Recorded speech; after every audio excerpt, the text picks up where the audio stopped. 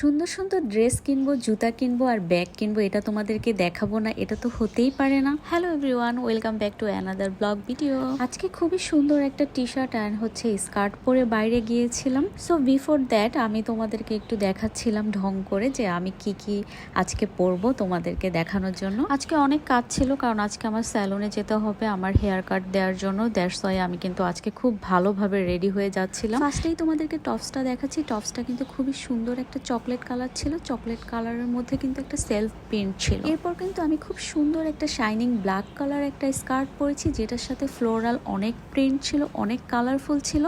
এমন কোনো কালার নেই যে এটাতে নাই। অ্যান্ড আমি কিন্তু এই ড্রেসের সাথে ম্যাচিং করে ছোট্ট একটা ব্ল্যাক আর গোল্ডেনের মধ্যে একটা ইয়ারিং পরেছি, আর খুব সুন্দর একটা নেক পিস পরেছি। আমার কাছে মনে হয়েছে এই ড্রেসটার সাথে এই নেক পিসটা পারফেক্টলি যাচ্ছে। নেক পিসটার কারণে কিন্তু একটা ভিন্টেজ একটা লুক দিচ্ছে। এরপর যেটা হয়েছে, আমি কিন্তু একটা হাতেই আমার নেল পলিশ দিয়েছি, দেন আরেকটা হাত বাকি ছিল, সেটা কিন্তু আমি ডার্ন করে ফেলেছি। আমার কাছে মনে হয়েছে যে আমার নেল পলিশের কালারটা যদি একটু ব্লু হয় তাহলে কিন্তু অনেক ভালো লাগবে। এরপর আমি আড়ং থেকে এই দুইটা ফিঙ্গার রিং নিয়েছি। এগুলো কিন্তু একটু অ্যান্টিক কালারের মধ্যে খুবই সুন্দর এবং কিউট। আর এখন যেহেতু উইন্টারে আমি মনে করি আমার ড্রেস আপ অল জুয়েলারিজ সবকিছু কিন্তু পারফেক্ট। এরপর ভয়ঙ্কর সুন্দর একটা ব্রেসলেট পরেছি হোয়াইট অ্যান্ড ব্ল্যাক স্টোনের মধ্যে, খুবই সুন্দর ছিল এটা।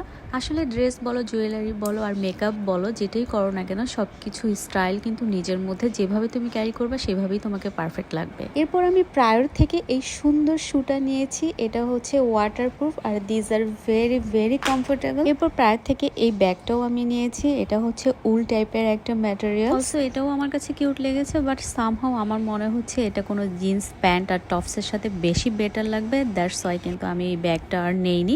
পরে অন্য কোনো আউটফিটের সাথে এই ব্যাগটা আমি ক্যারি করে দেখাবো। দেন পরে আরেকটা ব্যাগস নিয়েছি, এটা মনে হচ্ছিল আমার ড্রেসের সাথে যাচ্ছিল। এরপর আমি রেডি হয়ে চলে গেলাম আমার হেয়ার কাটের জন্য। আমি কিন্তু বেয়ার বিচ বিডিতে সবসময় যাই, সবাই কিন্তু এটা খুব ভালোভাবেই জানো। এইবার কিন্তু আমার হেয়ার লেন্থটা আমি অনেক ছোট করে ফেলেছি, কারণ আমার মনে হয়েছে একটু ডিফারেন্ট ভাবে লুক ক্রিয়েট করি, ভালো লাগবে। আর এই উইন্টারে কিন্তু বেয়ার বিচ বিডিতে অনেক অনেক অফার্স চলছে, এন্ড তোমরা কিন্তু ওই অফারগুলো উপভোগ করতে পারো। দেখো, এটা হচ্ছে আমার ফাইনাল লুক, খুবই কিউট লাগছে। And this is my all time favourite hair cut.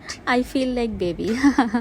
Then I am going to northern coffee. So নর্থেনতে অনেকদিন যাওয়া হয় না, যেহেতু ফ্রেন্ডরা আসছিল, ফ্রেন্ডদেরকে নিয়ে একটু চিটচ্যাট করার জন্য কিন্তু আমি নর্থেন্ডে চলে গিয়েছিলাম। অনেকদিন পর ফ্রেন্ডদের সাথে দেখা হলে শুধু আড্ডা আর আড্ডা, কত যে কথা থাকে, এই কথা সেই কথা, কত কিছু। যারা নর্থেন্ডে এখনো যাওনি তারা কিন্তু গুলশান শাহাবুদ্দিন পার্কের ভেতরেই চলে যাবা। আর কোন কোন পেজ থেকে আমি কি কি নিয়েছি এটা অবশ্যই আমি কমেন্টসে জানিয়ে দেবো। সেই পর্যন্ত সবাই ভালো থাকো। টিল দেন গাইস, আল্লাহ হাফেজ।